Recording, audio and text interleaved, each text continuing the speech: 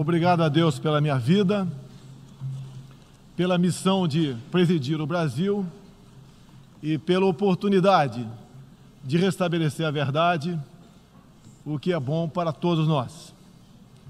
Senhor Presidente da Assembleia Geral, Tirani Mohamed Bandi, Senhor Secretário-Geral da ONU, Antônio Guterres, chefes de Estado, de governo e de delegação, senhoras e senhores, apresento aos senhores um novo Brasil que ressurge depois de estar à beira do socialismo. Um Brasil que está sendo reconstruído a partir dos anseios e dos ideais de seu povo. No meu governo, o Brasil vem trabalhando para reconquistar a confiança do mundo, diminuindo o desemprego, a violência e o risco para os negócios, por meio da desburocratização, da desregulamentação e, em especial, pelo exemplo. Meu país esteve muito próximo do socialismo, o que nos colocou numa situação de corrupção generalizada, grave recessão econômica, altas taxas de criminalidade e de ataques ininterruptos aos valores familiares e religiosos que formam nossas tradições. Em 2013, um acordo entre o governo petista e a ditadura cubana trouxe ao Brasil 10 mil médicos sem nenhuma comprovação profissional. Foram impedidos de trazer cônjuges e filhos.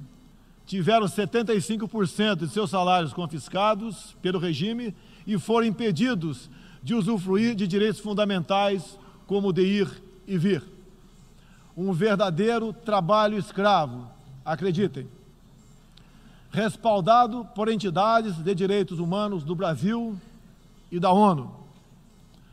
Antes mesmo de eu assumir o governo, quase 90% deles deixaram o Brasil, por ação unilateral do regime cubano. Os que decidiram ficar se submeterão à qualificação médica para exercer sua profissão. Deste modo, nosso país deixou de contribuir com a ditadura cubana, não mais enviando para Havana 300 milhões de dólares todos os anos. A história nos mostra que já nos anos 60, agentes cubanos foram enviados a diversos países para colaborar com a implementação de ditaduras. Há poucas décadas, tentaram mudar o regime brasileiro e de outros países da América Latina. Foram derrotados. Civis e militares brasileiros foram mortos e outros tantos tiveram suas reputações destruídas, mas vencemos aquela guerra e resguardamos nossa liberdade. Na Venezuela, esses agentes do regime cubano, levados por Hugo Chávez, também chegaram e hoje são aproximadamente 60 mil que controlam e interferem em todas as áreas da sociedade local, principalmente na inteligência e na defesa. A Venezuela, outrora um país pujante e democrático, hoje experimenta a crueldade do socialismo. O socialismo está dando certo na Venezuela. Todos estão pobres e sem liberdade. O Brasil também sente os impactos da ditadura venezuelana. Dos mais de 4 milhões que fugiram do país, uma parte migrou para o Brasil, fugindo da fome e da violência. Temos feito a nossa parte para ajudá-los, através da Operação Acolhida, realizada pelo Exército Brasileiro e elogiada mundialmente. Trabalhamos com outros países, entre eles os Estados Unidos, para que a democracia seja restabelecida na Venezuela, mas também nos empenhamos duramente para que outros países da América do Sul não experimentem esse nefasto regime. O Foro de São Paulo, organização criminosa, criada em 90 por Fidel Castro, Lula e Chávez, para difundir e implementar o socialismo na América Latina, ainda continua vivo e tem que ser combatido. Senhoras e senhores, em busca de prosperidade, estamos adotando políticas que nos aproximem de países outros que se desenvolveram e consolidaram suas democracias. Não pode haver liberdade política sem que haja também liberdade econômica. E vice-versa. O livre mercado, as concessões e as privatizações já se fazem presentes hoje no Brasil. A economia está reagindo ao romper vícios e amarras de quase 2 décadas de irresponsabilidade fiscal, aparelhamento do Estado e corrupção generalizada. A abertura, a gestão competente e os ganhos de produtividade são objetivos imediatos do nosso governo. Estamos abrindo a economia e nos integrando às cadeias globais de valor. Em apenas 8 meses, concluímos os 2 maiores acordos comerciais da história do país, aqueles firmados entre o Mercosul e a União Europeia, e entre o Mercosul e a Área Europeia de Livre Comércio, o EFTA. Pretendemos seguir adiante com vários outros acordos nos próximos meses. Estamos prontos também para iniciar nosso processo de adesão à Organização para a Cooperação de Desenvolvimento Econômico, OCDE. Já estamos adiantados, adotando as práticas mundiais mais elevadas em todos os terrenos, desde a regulação financeira até a proteção ambiental. Senhorita Isani Calapalo, indígena aqui presente do Brasil, agora vamos falar de Amazônia. Em primeiro lugar, meu governo tem o compromisso solene com a preservação do meio ambiente e do desenvolvimento sustentável em benefício do Brasil e do mundo. O Brasil é um dos países mais ricos em biodiversidade e riquezas minerais. Nossa Amazônia é maior que toda a Europa Ocidental e permanece praticamente intocada. Prova de que somos um dos países que mais protege o meio ambiente. Nessa época do ano, o clima seco e os ventos favorecem queimadas espontâneas e também as criminosas. Vale ressaltar que existem queimadas praticadas por índios e populações locais, como parte de sua respectiva cultura e forma de sobrevivência. Problemas qualquer país os tem. Contudo, os ataques sensacionalistas que sofremos por grande parte da mídia internacional, devido aos focos de incêndio na Amazônia, despertaram nosso sentimento patriótico. É uma falácia dizer que a Amazônia é patrimônio da humanidade e um equívoco, como atestam os cientistas, afirmar que a Amazônia, a nossa floresta, é o pulmão do mundo. Valendo-se dessas falácias, um ou outro país, em vez de ajudar, embarcou nas mentiras da mídia e se portou de forma desrespeitosa com espírito colonialista. Questionaram aquilo que nos é mais sagrado, a nossa soberania. Um deles, por ocasião do encontro do G7, ousou sugerir aplicar sanções ao Brasil sem sequer nos ouvir. Agradeço àqueles que não aceitaram levar adiante essa absurda proposta. Em especial, o presidente Donald Trump, que bem sintetizou o espírito que deve reinar entre os países da ONU: respeito à liberdade e à soberania de cada um de nós. Hoje, 14% do território brasileiro está demarcado como terra indígena, mas é preciso entender que nossos nativos são seres humanos, exatamente como qualquer um de nós. Eles querem e merecem usufruir dos mesmos direitos de que todos nós. Quero deixar claro, o Brasil não vai aumentar para 20% sua área já demarcada como terra indígena, como alguns chefes de Estado gostariam que acontecesse. Existe no Brasil 225 povos indígenas, além de referências de 70 tribos vivendo em locais isolados. Cada povo ou tribo, com seu cacique, sua cultura, suas tradições, seus costumes e, principalmente, sua forma de ver o mundo. A visão de um líder indígena não representa a de todos os índios brasileiros.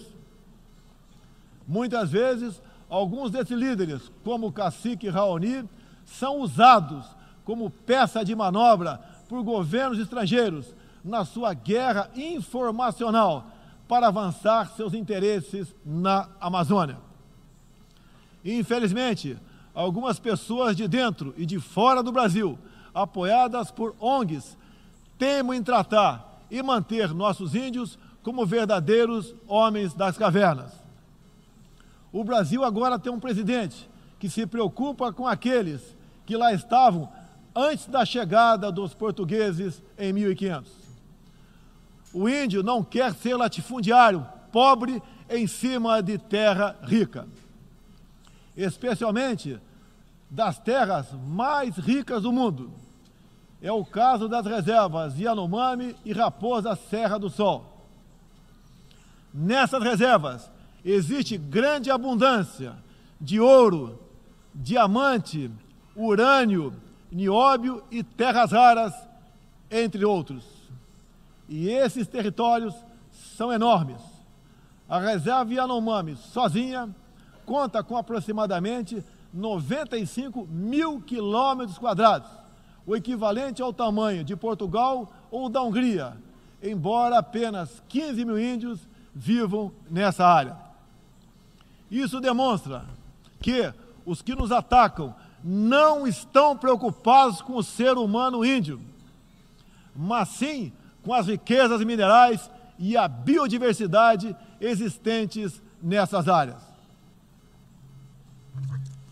E para mostrar aos senhores que não existe uma autoridade única entre os índios, eu quero ler uma carta aqui de grande parte das comunidades indígenas endereçadas para os senhores. O grupo de agricultores indígenas do Brasil, formado por diversas etnias e com representantes por todas as unidades da federação, que habitam uma área de mais de 30 milhões de hectares no território brasileiro, vem respeitosamente perante a sociedade brasileira endossar apoio total e restrito à indígena Izani Calapalo, aqui presente, do Parque Indígena do Xingu, Mato Grosso, que a mesma possa, na Assembleia das Nações Unidas, em Nova York, Estados Unidos, externar toda a realidade vivida pelos povos indígenas do Brasil, bem como trazer à tona o atual quadro de mentiras propagado pela mídia nacional e internacional, que insistem em fazer dos povos indígenas do Brasil uma reserva de mercado, sem fim, atendendo interesses estrangeiros de países que ainda enxergam no Brasil uma colônia, sem regras e sem soberania. O Brasil possui 14% do seu território nacional regularizado como terras indígenas, e muitas comunidades estão sedentas para que o desenvolvimento dessa parte do Brasil finalmente ocorra sem amarras ideológicas ou burocráticas. Isso facilitará o alcance de uma maior qualidade de vida nas áreas do empreendedorismo, saúde e educação. Uma nova política indigenista no Brasil é necessária. O tempo urge. Medidas arrojadas podem e devem ser incentivadas na busca pela autonomia econômica dos indígenas. Certamente que, se um conjunto de decisões vier nesse sentido, poderemos vislumbrar um novo modelo para a questão indígena brasileira. Um novo tempo para as comunidades indígenas é fundamental. A situação de extrema pobreza em que se encontram, sobrevivendo tão somente do Bolsa Família e de cestas básicas, nunca representou dignidade e desenvolvimento. O ambientalismo radical e o indigenismo ultrapassado e fora de sintonia com o que querem os povos indígenas representam o atraso, a marginalização e a completa ausência de cidadania. A realidade ora posta impõe que o mundo, na arena da Assembleia das Nações Unidas, possa conhecer nossos desejos e aspirações na voz da indígena Izani Kalapalo, que transmitirá o real quadro do meio ambiente e das comunidades indígenas brasileiras. Portanto, Izani Kalapalo goza de confiança e do prestígio da liderança indígena interessada em desenvolvimento, empoderamento e protagonismo, estando apta para representar as etnias relacionadas anexas, que são 52. Acabou o monopólio do senhor Raoni. A Organização das Nações Unidas teve papel fundamental na superação do colonialismo e não pode aceitar que essa mentalidade regresse a estas salas e corredores sob qualquer pretexto. Não podemos esquecer que o mundo necessita ser alimentado. A França e a Alemanha, por exemplo, usam mais de 50% de seus territórios para a agricultura. Já o Brasil usa apenas 8% de terras para a produção de alimentos. 61% do nosso território é preservado. Nossa política é de tolerância zero para com a criminalidade, aí incluídos os crimes ambientais. Quero reafirmar minha posição de que qualquer iniciativa de ajuda ou apoio à preservação da floresta amazônica ou de outros biomas deve ser tratado em pleno respeito à soberania brasileira. Também rechaçamos as tentativas de instrumentalizar a questão ambiental ou a política indigenista em prol de interesses políticos e econômicos externos, em especial os disfarçados de boas intenções. Estamos prontos para, em parcerias e agregando valor, aproveitar de forma sustentável todo o nosso potencial. O Brasil reafirma seu compromisso intransigente com os mais altos padrões de direitos humanos, com a defesa da democracia e da liberdade de expressão religiosa e de imprensa.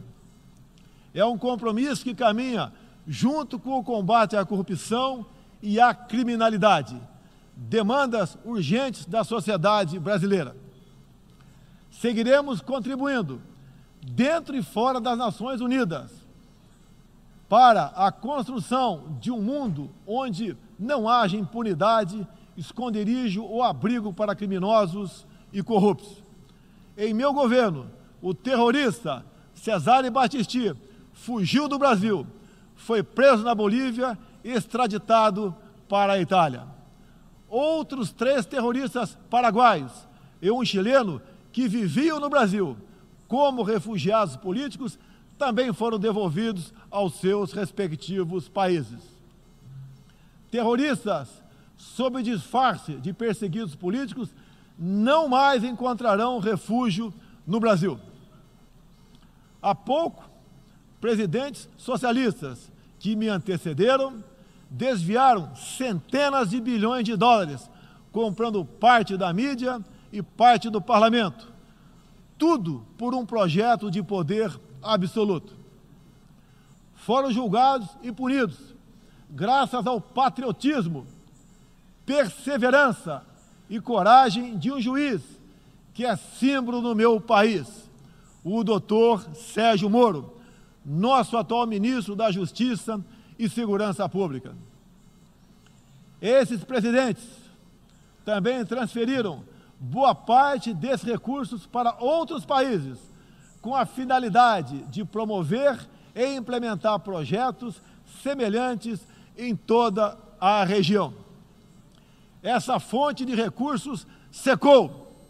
Esses mesmos governantes vinham aqui todos os anos e faziam descompromissados discursos com temas que nunca atenderam aos reais interesses do Brasil, nem contribuíram para a estabilidade mundial.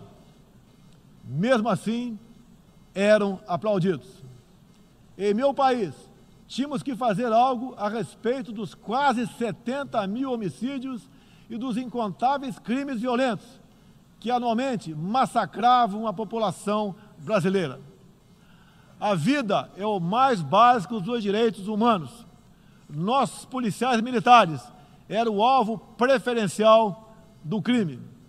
Só em 2017, cerca de 400 policiais militares foram cruelmente assassinados. Isso está mudando. Medidas foram tomadas e conseguimos reduzir em mais de 20% o número de homicídios nos 6 primeiros meses do meu governo. As apreensões de cocaína e outras drogas atingiram níveis recorde. Hoje o Brasil está mais seguro e ainda mais hospitaleiro. Acabamos de estender a isenção de vistos para países como Estados Unidos, Japão, Austrália e Canadá. E estamos estudando adotar medidas similares para a China e Índia, entre outros. Com mais segurança e com essas facilidades, queremos que todos possam conhecer o Brasil, em especial a nossa Amazônia, com toda a sua vastidão e beleza natural. Ela não está sendo devastada e nem consumida pelo fogo, como diz mentirosamente a mídia. Cada um de vocês pode comprovar o que estou falando agora. Não deixe de conhecer o Brasil. Ele é muito diferente daquele estampado em muitos jornais e televisões. A perseguição religiosa é um flagelo que devemos combater de forma incansável. Nos últimos anos, testemunhamos em diferentes regiões ataques covardes que vitimaram fiéis congregados em igrejas, sinagogas e mesquitas. O Brasil condena energicamente todos esses atos e está pronto a colaborar com outros países para a proteção daqueles que se veem oprimidos por causa de sua fé. Preocupam o povo brasileiro, em particular, a crescente perseguição, a discriminação e a violência contra missionários e minorias religiosas em diferentes regiões do mundo. Por isso, apoiamos a criação do Dia Internacional em memória das vítimas de atos de violência baseados em religião ou crença. Nessa data, recordaremos anualmente aqueles que sofrem as consequências nefastas da perseguição religiosa. É inadmissível que, em pleno século XXI, com tantos instrumentos, tratados e organismos com a finalidade de resguardar direitos de todo tipo e de toda sorte, ainda haja milhões de cristãos e pessoas de outras religiões que perdem sua vida ou sua liberdade em razão de sua fé. A devoção do Brasil à causa da paz se comprova pelo sólido histórico de contribuições para as missões da ONU. Há 70 anos, o Brasil tem dado contribuição efetiva para as operações de manutenção da paz das Nações Unidas. Apoiamos todos os esforços para que essas missões se tornem mais efetivas e tragam benefícios reais e concretos para os países que as recebem. Nas circunstâncias mais variadas, no Haiti, no Líbano, na República Democrática do Congo, os contingentes brasileiros são reconhecidos pela qualidade de seu trabalho e pelo respeito à população, aos direitos humanos e aos princípios que norteiam as operações de manutenção de paz. Reafirmo nossa disposição de manter contribuição concreta às missões da ONU, inclusive no que diz respeito ao treinamento e à capacitação de tropas, área em que temos reconhecida experiência.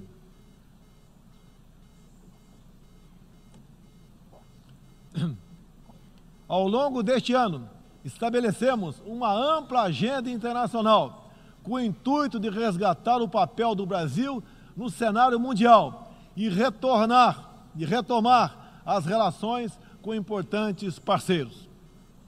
Em janeiro, estivemos em Davos, onde apresentamos nosso ambicioso programa de reformas para investidores de todo o mundo. Em março, visitamos Washington, onde lançamos uma parceria abrangente e ousada com o governo dos Estados Unidos em todas as áreas, com destaque para a coordenação política e para a cooperação econômica e militar. Ainda em março, estivemos no Chile, onde foi lançado o ProSul, importante iniciativa para garantir que a América do Sul se consolide como um espaço de democracia e de liberdade. Na sequência, visitamos Israel, onde identificamos inúmeras oportunidades de cooperação, em especial na área de tecnologia e segurança. Agradeço a Israel o apoio no combate aos recentes desastres ocorridos em meu país. Visitamos também um de nossos grandes parceiros no Cone Sul, a Argentina, com o presidente Maurício Macri e nossos sócios do Uruguai e do Paraguai, afastamos do Mercosul a ideologia e conquistamos importantes vitórias comerciais, ao concluir negociações que já se arrastavam por décadas. Ainda este ano, visitaremos importantes parceiros asiáticos, tanto no Extremo Oriente quanto no Oriente Médio. Essas visitas reforçarão a amizade e o aprofundamento das relações com Japão, China, Arábia Saudita, Emirados Árabes e Catar. Pretendemos seguir o mesmo caminho com todo o mundo árabe e a Ásia. Também estamos ansiosos para visitar nossos parceiros e amigos na África, na Oceania e na Europa. Como os senhores podem ver, o Brasil é um país aberto ao mundo em busca de parcerias com todos os que tenham interesse de trabalhar pela prosperidade, pela paz e pela liberdade. Senhoras e senhores, o Brasil que represento é um país que está se reerguendo, revigorando parcerias e reconquistando sua confiança política e econômica. Estamos preparados para assumir as responsabilidades que nos cabem no sistema internacional. Durante as últimas décadas, nos deixamos seduzir, sem perceber, por sistemas ideológicos de pensamento que não buscavam a verdade, mas o poder absoluto. A ideologia se instalou no terreno da cultura, da educação e da mídia, dominando meios de comunicação, universidades e escolas. A ideologia invadiu nossos lares para investir contra a célula máter de qualquer sociedade saudável, a família. Tento ainda destruir a inocência de nossas crianças, pervertendo até mesmo identidade mais básica e elementar, a biológica. O politicamente correto passou a dominar o debate público para expulsar a racionalidade e substituí-la pela manipulação, pela repetição de clichês e pelas palavras de ordem. A ideologia invadiu a própria alma humana, para dela expulsar Deus e a dignidade com que Ele nos revestiu. E, com esses métodos, essa ideologia sempre deixou um rastro de morte, ignorância e miséria por onde passou. Sou prova viva disso. Fui covardemente esfaqueado por um militante de esquerda e só sobrevivi por um milagre de Deus. Mais uma vez, agradeço a Deus pela minha vida. A ONU pode ajudar a derrotar o ambiente materialista e ideológico que compromete alguns princípios básicos da dignidade humana. Essa organização foi criada para promover a paz entre nações soberanas e o progresso social com liberdade, conforme o preâmbulo de sua carta. nas questões do clima, da democracia, dos direitos humanos, da igualdade de direitos e deveres entre homens e mulheres, e em tantas outras, tudo o que precisamos é isso: contemplar a verdade seguindo João 8,32. E conhecereis a verdade, e a verdade vos libertará. Todos os nossos instrumentos, nacionais e internacionais, devem estar direcionados, em última instância, para esse objetivo. Não estamos aqui para apagar nacionalidades e soberanias, em nome de um interesse global abstrato. Esta não é a organização do interesse global, é a Organização das Nações Unidas. Assim deve permanecer, com humildade e confiante no poder libertador da verdade. Estejam certos de que poderão contar com este novo Brasil, que aqui apresento aos senhores e senhoras. Agradeço a todos pela graça e pela glória de Deus. Meu muito obrigado.